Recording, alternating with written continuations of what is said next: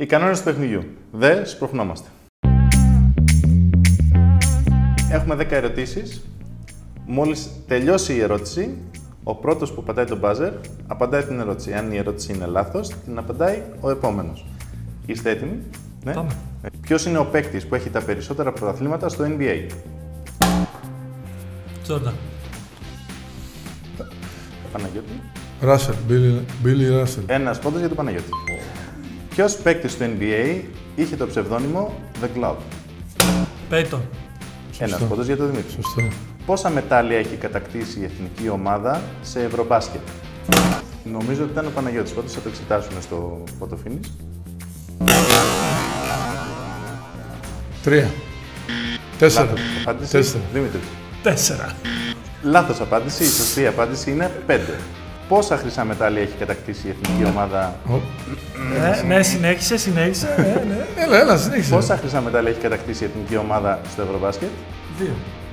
Σωστή απάντηση. Γιατί με κοιτάς. Γιατί βιάζεις. Γιατί με κοιτάς. Γιατί βιάζεις. Στο ημιτελικό με τη Γαλλία στο Ευρωμπάσκετ του 2005, ο Δημήτρης Διαμαντίδης πόσα τρίποντα έβαλε? 1. Σωστή απάντηση. Ποιος είναι ο πρώτος παίκτης σε συμμετοχές με την εθνική ομάδα? Παναγιώτης Γιαννάκης. Σωστό. Με 351 συμμετοχές. Σε έναν αγώνα των Chicago Bulls, η φανέλα του Michael Jordan εκλάπη. Ποιο νούμερο φόρεσε βγαίνοντας από τα αποδυτήρια? Δεν ξέρω. Το νούμερο 12. Πότε γεννήθηκε το μπάσκετ από τον καθηγητή James Naismith? 1896. Λάθος απάντηση. Θα πάρουμε την κοντινότερη σε περίπτωση. 1908. 1891 κερδίζει τον πόντο Παναγιώτης.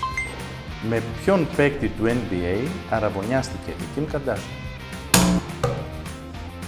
Ωραία, πώς τον λένε ρε. Με τον... Τον ξέχασα. Παναγιώτη. Δεν θυμάμαι το όνομα, το ξέρω εγώ. Με τον Chris Humphries. Με ποια γνωστή τραγουδίστρια θυμολογείται ότι βγαίνει ο παίκτης των Miami Heat, Jimmy Butler? Σακύρα. Σωστό. Πόντος για τον Δημήτρη. Σας ευχαριστούμε πάρα πολύ. Μπράβο, Δημήτρη.